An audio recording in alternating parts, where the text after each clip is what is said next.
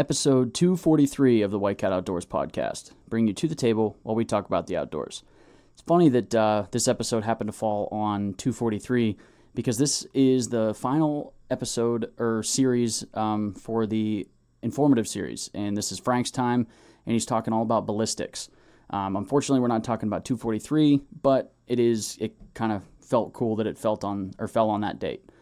So Frank broke down primarily a 6.5 Creedmoor versus a 308 cartridge, and the benefits, the drawbacks, and how the two compare as a hunting rifle. It was pretty eye-opening, and I learned quite a bit about the 6.5s more than anything because it's just a cartridge that I don't know a whole lot about, and it actually changed Frank's viewpoint on it as well, which was kind of neat. So we hope you guys enjoy this episode as we get closer to deer season, but at this point I think I'm just gonna quit rambling and let's get tuned in to this week's episode. I got out of the truck, and when I slammed the door, I heard gobbles all around me. Alaska, moose, spot and sock. That is the bucket list. I agree.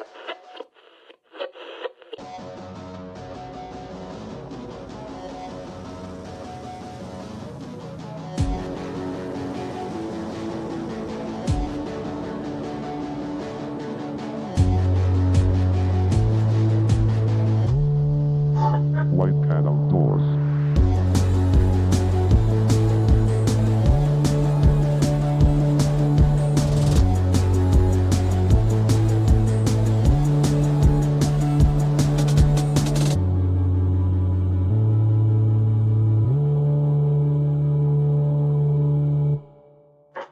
White Cat Outdoors. What's up, gang? Welcome to the table. Me, Nick, and Tom. Well, Tom's on his phone. I don't know what he's doing. I had a phone call, so I hit the send a text message thing, and I said, in the studio. Nice. We were podcasting. Nice. So If we had actually, that wouldn't really make a difference if we had an on-air sign, because They wouldn't wouldn't see see it if on they the were phone. calling me, yeah. That's silly, Tom. Unless we got like a Batman one that we shot up into the sky. That's a good idea. We should get one of those. we'll have to look into that. Mm-hmm. You work with signs. Yep. We'll I'm talk to all her. about LED lighting. I can juice it up. We'll Can have you to- make one bright enough to see in the daylight?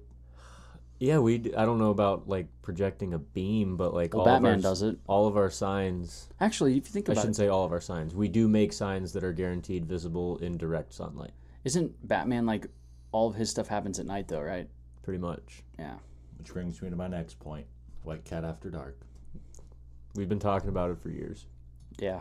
It's probably not going to happen, but Hey, a man can dream. yeah. But, Anyway, we got the final episode of the informative series. yes. Tom started us off talking about some deer management.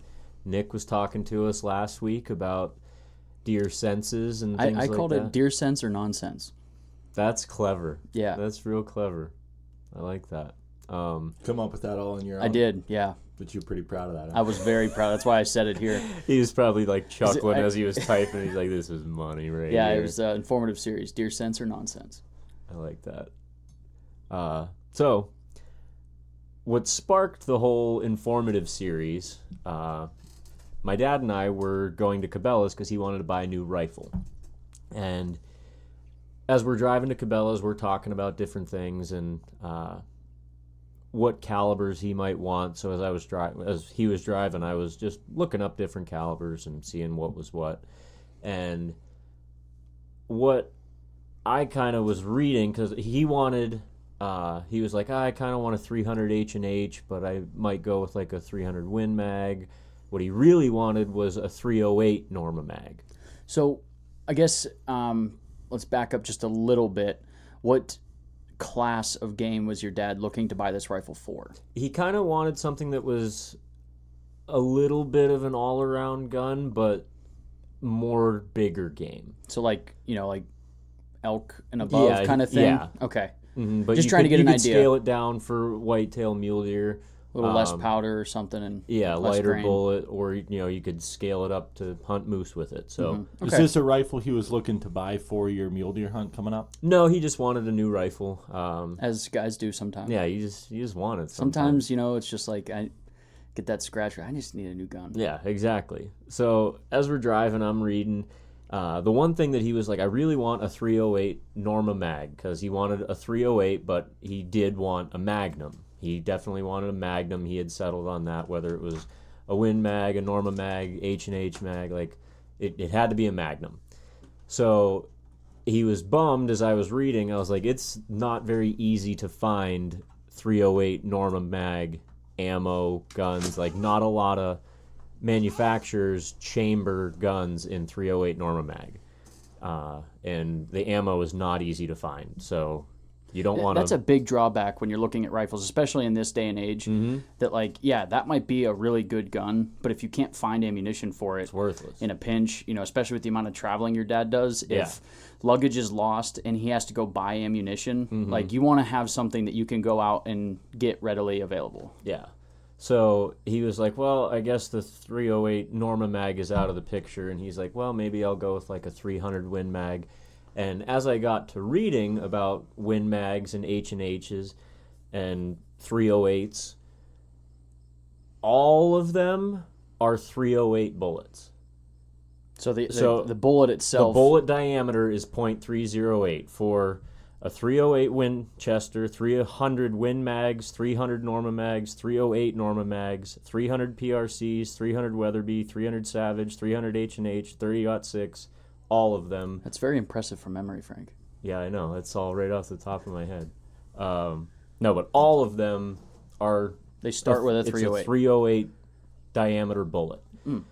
And so that was... It really shocked me, and I wanted to read more into, like, why is that diameter such a popular bullet? Why does everyone want to base cartridges around that diameter bullet?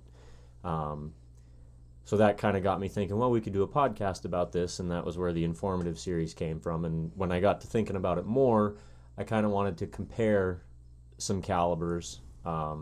Mostly, I love 308s, and I like them even more now that I know that there's so many bullets that are actually 308s. But I also know that 6.5 Creedmoors, they're a real hot topic these days. Very popular. And readily available ammunition. And The proof's in the pudding.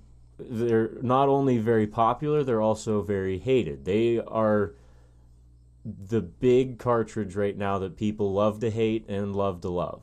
It's like Nickelback. Yeah. Creed. They are the Nickelback of the ammunition. Yeah, so I'm kind of going to start this talking about the 6.5 a little bit, some different things. And I know when you're talking about like rifles and ballistics and stuff, there's a lot of numbers that go with it, ballistic coefficients, wind drifts, everything. Yeah. I'm not just going to, I didn't want it to just be like listing numbers. Like you were like reading from a website kind of Yeah, thing. and just like reading a ballistics chart. So I am going to mention a little bit about numbers, but I'm going to get into a lot of other aspects of it. So if someone's looking to get ballistic information, you're not really going to get a whole lot from this. But there is a lot of comparisons and Frank said, other scrap things. the information. I'm just going straight opinion. yeah, no, it is all information, but I just didn't want to be listing numbers. Now, is this something, when you dive into the 6.5, am I going to, like, get up and leave just 'cause I'm so disgusted? Okay. No, and I will say before I did my research, I wasn't like a big 6.5 hater, but I was not on board. You were more of a skeptic. Yeah, I wasn't on board. So what I started with was like, why do people love it so much? Why do people think it's so great? And the first thing people talk about with 6.5s is their ballistic coefficient. They have a very good ballistic coefficient. And a ballistic coefficient is an object's ability to resist wind and drag and everything while in flight. Not just bullets, you can use it for anything, but that's kind of like the benchmark thing for like when people talk about flat shooting guns and stuff It's like a ballistic that. coefficient. They're talking about ballistic coefficient. So that's the big draw to 6.5s. makes them very accurate over long distances. And one thing that really got me closer to liking 6.5s, I love Hornady. They make great bullets. Everything they do is great. I have zero complaints about anything I've ever seen from Hornady. They're some of the nicest factory loaded ammunition you can get. And they're right there. I think my number one's Nosler, but Nosler's a little bit harder to come by. But for a extremely readily available cartridge or like manufacturer, Hornady is right up there. Yeah, and they designed the 6.5 Creedmoor, and they are very innovative. They come out with new cartridges and try to make things better all the time. They've been coming out with like the PRCs, a few years ago now, but still, they're always doing something and introducing new things and trying to find the next best thing.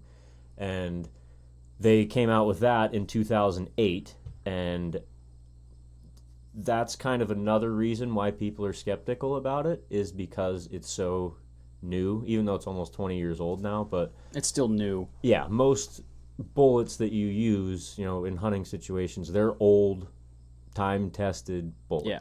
They've been around forever. 6.5s are kind of new, so it kind of adds to a little bit of skeptical, like, I don't know about this thing. It's one of those things where if you get a guy that's in his 50s or 60s, he was hunting with something before 6.5s were ever even a thing, and he's so set in his ways that, why switch? What I have works. There's no reason for him to go out and try this new thing. You have to get either younger people or people that are just really interested in ballistics to get on board with this. And it's probably a lot harder for somebody to introduce a new cartridge than it is to just make a new gun that is already chambered in, something 7mm, 270, 300, one of those classic cartridges. Yeah. Another thing that I liked about the 6.5 Creedmoor, doing my research, it's not actually 6.5 millimeters. It's 6.72, so it's a little bit bigger than the name suggests, which I don't know why they do that with bullets. Like I was saying with the 308, the 300 Win Mag is a 308. Better. Yeah, there's just so many bullets that are like that are named one thing, but they are actually something else. And for me, it was a turnoff because it's 0.2 millimeters, but still, it's a little bit bigger bullet. So that kind of enticed me a little bit. So now, you're at a 7mm size bullet almost. Yeah, you're getting closer. So you're getting back up a little bit closer to the realm of something you can use for bigger game, and that's something I'll talk about here in a little bit. Another big thing with 6.5s is, like you said, ammo pretty readily available. It's a very popular cartridge, so a lot of people are making the bullets. It's not hard to find. And another thing that goes with that is they have a pretty decent range of bullet weights. You can get them anywhere from 90 to 150 grains, and you can get all different frames of that bullet. You can get full metal jackets, bonded bullets, hollow points. There's ballistic tips. There's all kinds of different bullets that you can tailor weights and bullet styles to the game that you are attacking. And another thing that people love about 6.5s is that there's not a lot of recoil. It's a smaller bullet. There is a fair bit of powder with it, but they don't really kick like the bigger calibers like 308s or 30 caliber rounds. Yeah, which I've never really cared that much about recoil. No, when you're picking a hunting rifle, because to me, the idea is to shoot it once. So I guess maybe that's just my inexperience, but I've never really cared that much about the recoil. It's more about effectiveness of the bullet. I guess, and it also, Tom and I started at 10 years old with adult-sized rifles. Tom started with a 7mm. I started with a 270. I killed my first turkey at, I think, 10 years old with Mossberg 835 shooting 3.5-inch turkey loads. Yeah. So I guess recoil's not a thing. Yeah, it was just part of hunting. Yeah. So, but that is a big thing that people think about when they're picking a hunting rifle, because some people get scared of recoil, they flinch, and that's true. The less recoil you have, you can mitigate some of that, and again, that helps you be more accurate with the gun. And then some things that I found that were kind of drawbacks. Tom's probably going to get up and leave now. The first thing that I found that was talked about a lot as a drawback, I honestly don't really think it's much of a drawback, because when you think about what you're doing with this, as far as we're concerned, because we're hunters, they're really hard on the barrel of the gun. The barrels wear out very quickly compared to other rounds. Did you find out why? Yeah, it's because it is so much powder in a small diameter barrel. It's heating up, it's getting a lot more pressure in that barrel, and a lot of the things that I was seeing, that 6.5 Creedmoor barrels will only last about 2,000 shots. Only. Yeah, that's why I said for a hunting standpoint, if you're a target shooter, yeah. Yeah, if you are, and that's what that gun's made for, is bench shooting. That bullet was designed to shoot long-range matches. It's not designed for hunting. It's kind of like complaining that a Mossberg 835 just isn't a great trap gun. Yeah, it's not what it's designed for. Yeah. Like, yeah, will it do it? But I feel like it depends. Yeah, it just depends on your use for the gun. Yeah, so for a hunting standpoint, if you buy that gun to deer hunt or whatever, you're never going to shoot that gun 2,000 times. You're not going to wear the barrel out. If you're buying it for match shooting, yeah, you're probably going to wear the barrel out. And you probably, get an upgraded barrel that's going to last a little bit longer. But overall, everything that I saw was that high pressure in that small barrel is not good for them, and they wear out a lot quicker. Did you have any comparison to like another popular? Yeah, I'll get to I'm going to compare it kind of. I'll go I'm just side by trying side with 308s here in a little bit. Okay. And show you like about where they're at. Okay. So another thing that people don't like that we kind of already touched on was it's a new bullet. And one thing that really pushed me off of them with the whole being new thing, and everyone like jumped on the craze, and everyone's like, oh, you got to buy a 6.5. They're the best thing ever.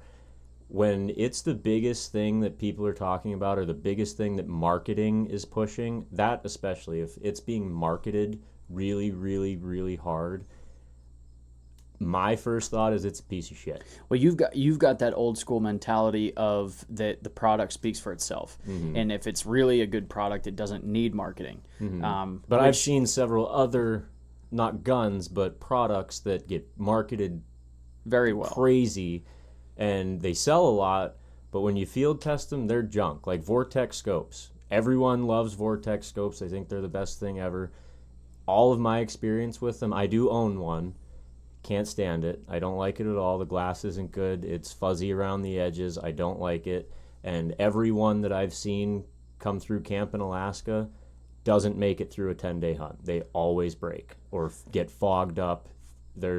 I've never seen one last a 10-day hunt. I will say so I bought a few scopes over the years. I consider, and somebody might crucify me for this, but I look at Vortex as the starting point for like a budget scope. But you can get a better scope. Like if you buy a Leopold scope that's priced the same as a Vortex scope, the Leopold's going to be way better. It's still going to be on their lower, Leopold's lower end, which you can get high-end Vortexes as well.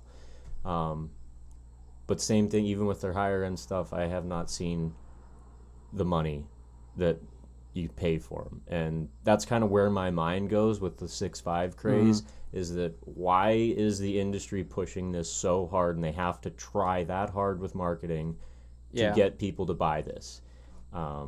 It just doesn't sit well with me, and a lot of people have that same issue. Like, quit shoving this down my throat. If it was any good, it'll speak for itself. Yeah. I just want to clarify real quick.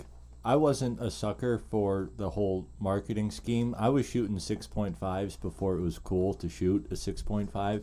I think I can attest to that. Tom definitely was one of the... Yeah, you've had it for a long time.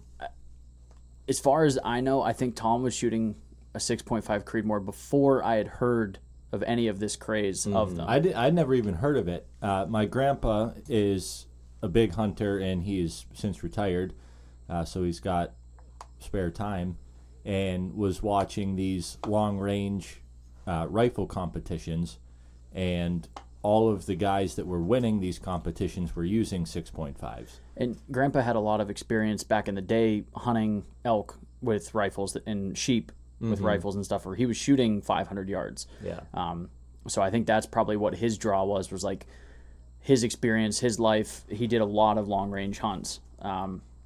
So for him to see a round producing, that kind of accuracy and stuff, I think that's what tripped his trigger, piqued his interest, whatever you want to call it. He saw that, all these competition winners were using this round, so he's big into reloading, and he just wanted to see how accurate can I make this gun.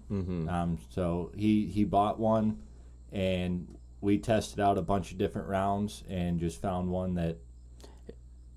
If you take a gun up to my grandpa, it's basically like stepping into a lab with him. So, he's got all sorts of different measurement tools like micrometers and all these different calibration tools for rifles. And it goes deeper than just the grains, the bullets. He'll switch brands of powder and then adjust, how many grains, brands of bullets. The depth of how far you seat the bullet. That's a huge thing. That was another thing I was accuracy. going to bring up is like he will play with, moving that set, a thou at a time and just see where it is just absolutely perfect. Yeah. And he's actually gotten free or like a new gun because he's bought guns that were guaranteed, at a certain accuracy that he couldn't get to that, sent them back to the manufacturer. They tried and couldn't, and he would be gifted a new rifle. So like he knows what he's doing, and it's like I said, it's like stepping into a laboratory with him. It's pretty neat. Unfortunately, I don't think we'd ever get him to talk about it. I was just going to say he would be a great person to have on the podcast, but it'll never happen. Anyway, another thing that I read a lot of articles about that didn't really show me, I wasn't seeing like any pictures or videos of bullets, but a big claim with them, with the 6.5s, is that the bullets don't perform well inside of an animal. Because when you obviously want your bullet to mushroom a certain way, and not only a certain way, but at a certain time when it's in the animal. You want to get that bullet expanded at the right time when it's in the chest cavity. You don't want it to just blow up as soon as it touches the skin. You want it to retain a little bit and open up as it goes through, and there's a science to when that bullet should be expanding. And everything that I was reading was saying that the 6.5s are like a longer bullet, and that long, narrow bullet doesn't perform well once it gets inside the animal. They supposedly open up too fast. Even like a bonded bullet that's supposed to mushroom perfectly, and a Barnes TTSX or partition nozzle or something like that, they just don't perform like they're supposed to. And like I said, I didn't see a ton of evidence to really back that claim. It was a common theme amongst all the articles that I was reading. I feel like that's a really tough thing to prove. And the only experience I have with this caliber is with Tom. And I can tell you that with the bullets he's built with my grandpa, deer don't move. If they do, they backpedal and fall over. I was going to say, I've probably shot a dozen deer with mine. 10 of those dropped right where they were standing. I've had to track 2, and neither one of those track jobs was more than probably 75 yards. Yeah. And I think more of what that is referring to is on bigger game animals, because that could be true. People like that bullet because, like, oh, I can shoot it so far, I can poke an elk out, 800 yards. Well, an elk's a lot different than a whitetail, especially at that distance. If that bullet's not performing perfectly, because it's all, in my opinion, that is an undersized bullet for elk. I think it's right on the border. That's another thing that I'm kind of leading into here, is that 6.5s max out at like 150 grain bullet. It's a little on the light side for bigger game. So like you're like that. kind of it sounds like where you're leading towards is like a 6.5 Creedmoor is great up until like a mule deer. Like a mule deer would probably be like 100% great for it. Yeah. Sheep, great. Yeah, but I think once you start getting to those bigger animals, or even something like a pig that has a lot thicker skin, I think that's where that bullet performance and will pigs, come you're more really... into play. And I know people do shoot elk with them a lot. And Yeah, and you can kill anything with anything. But I mean, like if you think about it though too, like how many people do you know that are shooting pigs, further Far. than 50 yards? Yeah, So like if you're like really deep into pig hunting, like that's your thing. Yeah. You're probably not going after a bullet that's accurate at 500 yards. No. Like you're not like, I need the most accurate bullet out at 500 yards because I love hunting pigs. No, that's not what you're looking for. Yeah. But that was just like a comparison. Nope, I get you. Yeah, that's another drawback is that when people want to hunt those bigger game animals with that, because it does do some things well, but you can't get a bullet that's big enough to really say you can confidently say that's a big enough bullet to do it.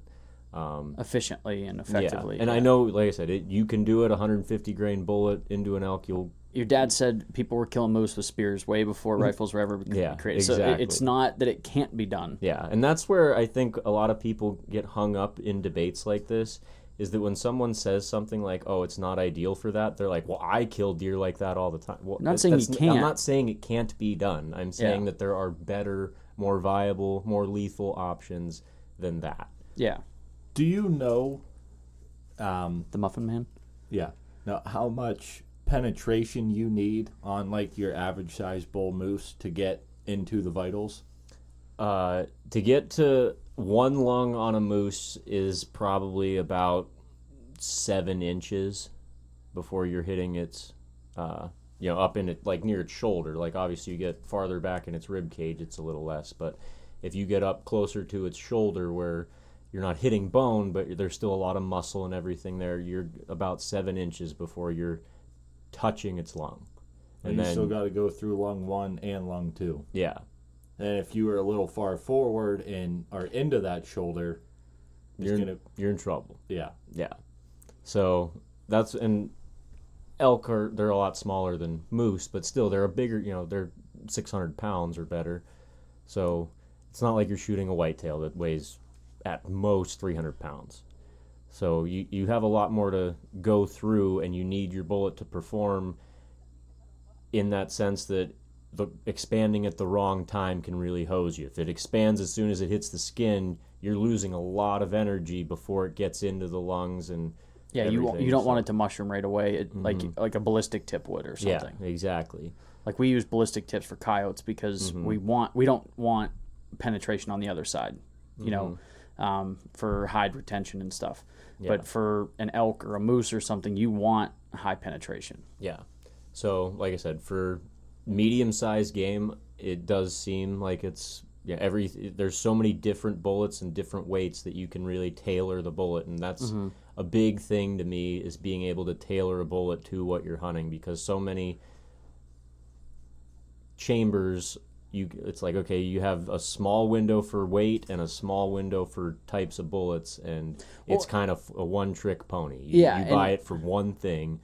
And rifles are getting very expensive. Scopes are getting very expensive, and it's hard for the average guy to have, a whitetail gun, and then an elk gun, and then a moose gun, and a bear gun. Like a lot of people try to hit a few different species with one rifle, and I think that's what you're getting to, is that like, what's a well-rounded that you can go from a whitetail to a moose maybe, and maybe be overkill a little bit on whitetail and slightly under ideal for a moose, like, because obviously there's I don't think there's a single gun out there that you can go from rabbits to bear. Yeah, exactly. But you want to hit as big a spectrum as possible. There's definitely rounds out there that have a wider range of usability out there. And before I did my research, I didn't realize how broad 6.5s were, because they were designed as a match gun, and I knew they were designed as a match gun, but I didn't know Hornady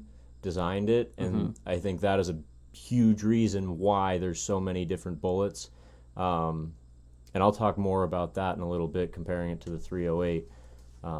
But I think that's a big reason as to why it is so diverse, is because of who made it. So now we're going to kind of switch gears a little bit and talk about the 308s, which is, I'm a big 308 guy. Before you jump into 308, I just have one quick question. The fact that Hornady designed the 6.5 Creedmoor, did that probably give you a little bit more confidence or boost on your interest in a 6.5? Not that you're going to go out and buy one, but like I say, you were a skeptic that I felt fell more on the side. Yes, I was definitely more on the side of I have no use for a 6.5. I wasn't bashing it, saying it's a shit cartridge. I think I've heard those exact words come from when you. I'm fucking with Tom, but I don't actually think that. But no, I definitely thought it was more something that I would never think twice about. But after seeing Hornady designed it, I was like, okay, that definitely bodes well for the rest of my research and what I'm about to find. Because that was like the first thing that I found, and I was like, okay, I feel like some of my beliefs are about to get shot in the face because of who made this. So yeah, now we'll move into 308s, which, like I said, that's turns out they're shit. Always been one of my favorite rounds. A 308 Winchester, not a Magnum or anything, just a regular 308 Winchester, and that's one, like we said earlier, it's been around forever. Everyone knows a 308 Winchester. It's been around forever. Most people have one in their gun case. Yeah, exactly. It's a super, super popular cartridge, so people love it. It doesn't get advertised a bunch, but every manufacturer that you look at, every model rifle they have, you can get it chambered in 308. And a big reason for that is, same with the 6.5, there's a huge range of weights for it. And I didn't realize how big of a range 308s would go. You could get them all the way down to 110 grains, all the way up to 220 grains. So that's a giant range of weights for 308s, which I didn't realize that. So you can scale all the way down to shooting varmints with 110 and go all the way up to shooting bear. What are we at for coyotes? What are our... We shoot like 55. 55 grain. Yeah, so you're on the high end. Could you do it? Yeah, you're probably going to ruin some pelts. Yeah. But that's what we were talking about, is that range of usability. Yeah. So... And another thing that people like is that it's a 30 caliber bullet. It's a bigger bullet. It has that wider range. You can get into bigger animals with it. You can scale down perfect for a whitetail. It's a phenomenal whitetail gun. But if you need to bump up to an elk, there's options for you to very effectively kill an elk. It's not like you're teetering on the edge of an elk. You can get right in the wheelhouse. Yeah, I was going to say, you're right in the sweet spot. Yeah. For elk with that. Like you have that option with grains. Yeah. So, and that's the thing. I don't know, unless you really dive into it, I don't know if people realize how much you can change your gun just by changing the round that you're shooting in grains. And if you think about, like, if you were to put 100 grains in your hand, it feels like nothing. But there's a huge difference between a 100 grain bullet and a 200 grain bullet. Yeah. Not that you can feel, but in effectiveness on wild game, it's a huge difference. It's a huge deal. And like I said, that's another reason why people like it so much. It's super, super diverse. You can do all kinds of stuff with it. And another big thing that people like is that it gets used a lot in the military. Military snipers use 308s all the time. And people like to be able to say, it's good enough for the U.S. military. Snipers love it. It must be accurate enough because snipers are keeping people alive. They're defending depending on which end you're on. Yeah, depending on where you're at, but defending our country with that round. Yeah, that's a really hard statement to argue with. It's like, if it's U.S. military, the Marines, that if that's what they're using, it's probably pretty decent. It's doing the job more often than not. Yeah. So yeah, that's like the big things why people get drawn to the 308. So, like I said, I wasn't going to do a lot of comparing numbers between the two because that gets redundant, just saying this size bullet does this size bullet does this, but I did want to throw in a little bit. Most of the ballistics comparisons that you see between 308s and 6.5s are greatly skewed, and I think part of it is because people want to make the 6.5 look better. When they do comparisons, they'll compare like 140 grain 6.5 to 190 grain 308 and be like, oh, look how much flatter the 6.5 shoots. Well, no shit. Yeah. You're throwing a way bigger bullet. It's obvious that it's going to be different. So when you look at like rounds, I'll list off some numbers for this. So if you take a Hornady 143 grain 6.5 Creedmoor 0 to 200 yards. At 300 yards, you're going to get 7.9 inches of drop. At 400, 22.4 inches of drop, and at 500, 44.4. That's the 6.5. If you take a Federal 150 grain, so it is still a little bit bigger bullet, but it's very comparable. Same thing, 0 to 200 yards. You have 7.8 inches of drop at 300, which is actually less than the 6.5.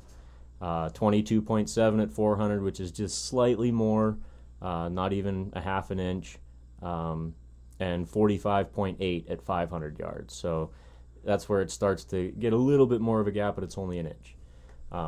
But you're also talking 7 grains heavier. Yes. And like I said, I'm picking this comparison because that is a very typical hunting scenario. Yeah. If I were to stretch that out to 1,000 yards, the 6.5 is going to take off and be way above the 308. Yeah. But it's a match round. How often are you hunting at 1,000 yards? Not very. Yeah. At least for me, anyway. Yeah. I would say 95%, probably even more than 95% of hunters are never going to take a shot over 500 yards. Oh, yeah. You get to 1,000 yards, you're talking shooting an animal over a half a mile away. Yeah, exactly. So that's why I picked this comparison and these numbers, because it's a very good comparison of like bullets in a hunting situation. Yep. Like you can skew the numbers by going farther, but we're not going to use those numbers anyway. So why even bring them up? I think 500 yards is a really great limit for hunting. Because that's not unheard of for an elk or a mule deer hunt at all. Yeah, so like I said, when you're talking about bullet drop, you're gaining nothing with a 6.5. You are exactly the same when it comes to drop, but with the bigger bullet, you're getting more energy, you're getting a bigger wound channel, you're performing in the animal way better and giving more knockdown with the same ballistic trajectory. In that same realm, the 6.5 did have, at those yardages, a little bit better windage. The wind drift was better for the 6.5. And that comes from its ballistic coefficient, just being able to cut through air a little bit more. Exactly. Efficient. So when it comes to that, it did stand up about 10%, 20% better. Is it a huge difference? Yeah, but at the same time, you're shooting off the back of a pack, like... Yeah. In a hunting scenario, how much is that really going to affect, a lethal shot? Yeah. And if you're shooting out that far and you know your rifle, you're going to know where your wind drift is. It's not going to be that much of a difference for you. Yeah. So the 6.5 definitely gets the edge, but I don't think it's so big of an edge that it makes that much of a difference, And like I was saying with the whole 6.5 performing inside the animal, the 308 has markedly better performance inside of an animal. All the different bullets you can get, they perform better, and I think it's just because it is a bigger caliber bullet. It has more to hold it together as it's going through, and the performance that way. Where are we at here? All right, so like what I was saying earlier that I was going to touch on is how many different bullets there are for both of them and why it's such a big deal to have that many. If you look at Federal, Hornady, and Winchester, which are like the 3 biggest ammo manufacturers in the world, 6.5 Creedmoors have 39 different bullets from 95 to 147 grains with different frames, weights, everything. Yeah. They have 39 different bullets. If you look at those same 3 manufacturers for 308s, they have 72 different rounds. Wow. So over twice the... Yeah, they're a lot... Almost twice. Yeah, almost twice. They're a lot more diverse, but at the same time, if you can't find what you're looking for with the 39 bullets in the 6.5, it might be you. Yeah, you might be the problem. It's like if you're on your 4th marriage, maybe it's you problem. Yeah, exactly. So there's plenty of bullets there to tailor to your game, and even though the 308 wins in that category, you get to a point where it's like, is 6.5 it still needed? a very viable, Yeah. very diverse round. Feels so good to hear Frank say that. And going back to shots in the barrel, there's 2,000 shots-ish for 6.5s. 308s typically last about 10,000 shots.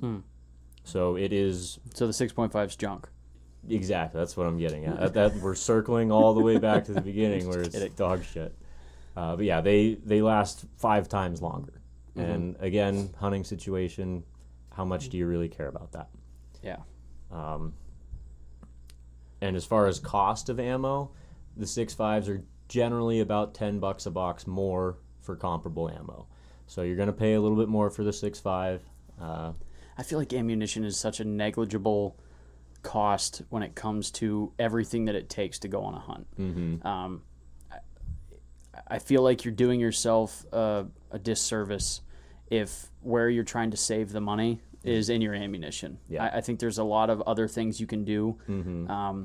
Cheaper airline or, Yeah. you know, something like, you know what I mean? Like there's, Mm-hmm. that's not where you're trying to save money. Yeah, but it is still something to look at when buying a rifle because, like, if you buy a 416 Rigby that costs $13 a shot, Oh, yeah. Like if you're looking at trying to pick a gun that you're going to be able to do 80% of your hunting of your life with, yeah, average cost of ammunition is definitely something to think about. And especially if you're a target shooter. yeah, If you're, you know, which is what the 6.5 is for. right, but if you're buying a rifle for, you know, hunting purposes, you buy a, you know, box of 20 cartridges, your rifle's dialed in, well, that 20 cartridges is gonna going to last a last. while. Yeah, even if you shoot 1 or 2 each year, Which just you have to. make sure it's still dialed in, you know, you're still going to get, you know, 4 or 5 years out of Yeah. 1 box of shells. Mm-hmm. I don't know what it is about a rifle sitting in a gun case for an entire year that makes me believe I have to. I You can't gotta pull it out. I can't go on, like, I can't start the season without shooting my rifle. Mm-hmm. But once I shoot it that first time, I'm fine hunting all year without Mm-hmm. shooting it again. But there's just something about, and I don't know if it's a ritual or a tradition thing, but you got to pull it out of the case. You got to fire Mm-hmm. a couple through it, and I always do at least 2, because the one I always feel like could be a fluke. Yeah. And I throw that second one, and it touches, All right, and I'm she's like, all right, good. she's good. Yeah. So, like I said, and another thing with that is even though 6.5s are really readily available, 308s are a lot more readily available. And, like, we had an ammo shortage here for a couple years. It was almost impossible to find 22 ammo and 708 rounds, 9mm. 9mm. Through that ammo shortage, 308s were very, very abundantly available, and 6.5s were still available, but just not as much. But like, it's such a popular cartridge anymore. It's always going to be on the shelf. You're not really going to find a downside there. You're probably always going to find. You walk into any gun shop, they're probably going to have 308s, and 9 times out of 10, 6.5s too. Yeah, exactly. So, takeaways from all of this: ballistically in hunting situations, I'm not on the 6.5 train because you can get a lot better performing bullet, a bigger bullet that is going to shoot just as flat as a 6.5. It's gonna be right there with it, and it'll do a better job. So off of that, though, I would say that if you had a 6.5 Creedmoor, there's not nearly enough evidence to say switch to a 308. Yeah, exactly. And people think, I think you're looking know at a lot as- of people that have shot one deer with a 6.5 that they didn't recover, and they're like, "I'm selling it. That thing's fucking junk." You fucked up. Yeah. There's nothing wrong with the cartridge. I think you're looking at it more of new guy getting ready to buy his first rifle for hunting. Yeah. Which one is going to be a easier entry availability kind of thing? Yeah. That's gonna maybe do more for you. I would not recommend. if you're looking for a Swiss Army knife style rifle. Yeah. It sounds like it maybe leans a little bit towards 308. If you're really into hunting and ballistics, and you've already got a 308 or you've got a few rifles and you're looking at, adding something, I think a 6.5 is a great option to add to what you have. Yeah, and like I said, as far as hunting scenarios go, those two guns are identical. Yeah. Other than what you're delivering to the animal. It's going to get there in the same manner, but you're going to deliver more with the 308. 308 wins the bullet selection, wins the durability. It's been around longer. So I think you can see where I'm going with this, Tom. But the 6.5 does have some things going for it. Wins in the recoil category, Perform's definitely better out past 500 yards. Wind drift isn't as bad.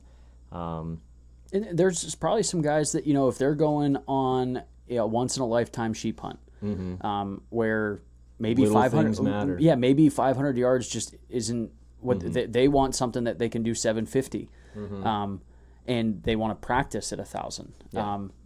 That could be something where they're like, hey, I know that these are really close, but the 6.5 Creedmoor just has a little bit flatter trajectory. It's better with windage. Yeah. And I think this is the route I'm going to go. It sounds like, depending on what you deem important, you could go either way with one of these and be very happy. Yeah, for sure. And after doing everything, looking at everything that I looked at, I'm definitely more on the 6.5 train than I was. I'm still not way on board, but Yeah, I'll take that as a win. yeah, I mean, it definitely didn't go like I thought it was going to go when I started reading. You thought we were going to throw Tom's out the window or something? I didn't think that, but I thought I was really going to cement myself in.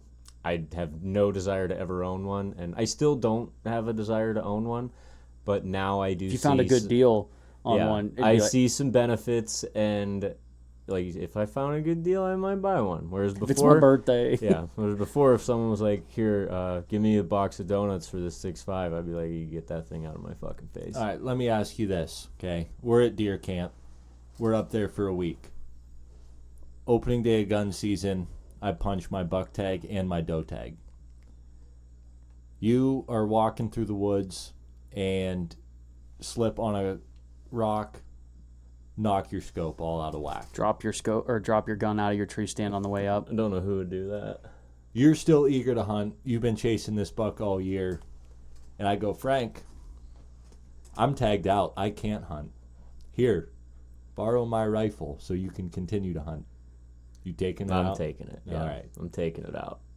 Honestly, I would have taken it out before just because I know it's capable of killing something, but I wouldn't. So you can't seek one argue with out. Tom's stats. No, and like I will never argue against any rifle for killing a whitetail. Like it's gonna kill it. If you put the bullet in the right spot, you could shoot a hollow point at a whitetail, and Absolutely. you can kill it. So I don't like when people take those hard stances where you can't Yeah, I kill a agree. whitetail with this. I know- You want to bet? I promise you, Let's we go can for do a it. ride. I know a guy that exclusively hunts whitetails with a 223. Really? Will not shoot anything else. Mm-hmm. So, and Yeah. he said every deer he shoots goes right down in its tracks. But Mm-hmm. he reloads his own rounds, and it's To make them hot. he makes them hot, and they're extremely accurate to the point he won't shoot a deer inside like 75 yards. Mm-hmm. But he can literally pick out like in between which two ribs do I want to hit, and he'll put it right there. And I'm all for, if it's working for you, I'm not going to be the one to say that it doesn't. Yeah. Like if you can show me that it's working for you, I'm not going to sit here and argue that Yeah, it doesn't. I'm not going to say you're lying. Like, no, Yeah. Obviously you're telling the truth. It's tested and worked for you. Then Yeah, keep good on for you. keeping on. I'm going to keep shooting my 7.08. Yeah, exactly. And the biggest takeaway from all this is that 308 wins all around. 308s for life. I'm never getting He's off going to get that tattooed trail. on his back. Yeah, 308s for that's his life. bumper sticker. It's like a Salt Life sticker, but it's just going to be 308 Life. Yeah, Spelled with a Y. exactly.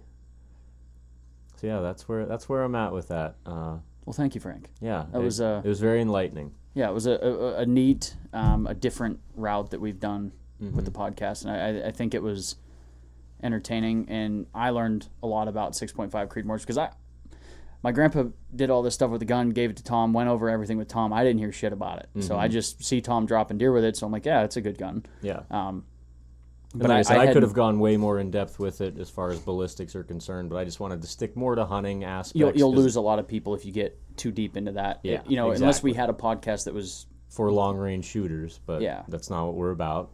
Yeah. So I wasn't going to harp on it and Yeah. drag this out just saying number after number after number. That gets boring as fuck. So yeah. No, I agree.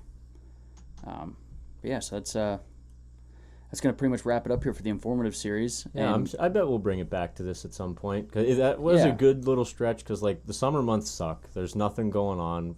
You can only talk about food plots so much. It's nice to switch it up and instead of telling stories or talking about hunting tactics, talk about some other aspects of hunting that are super, super important that a lot of people don't know about or can't really take the time to research on their own.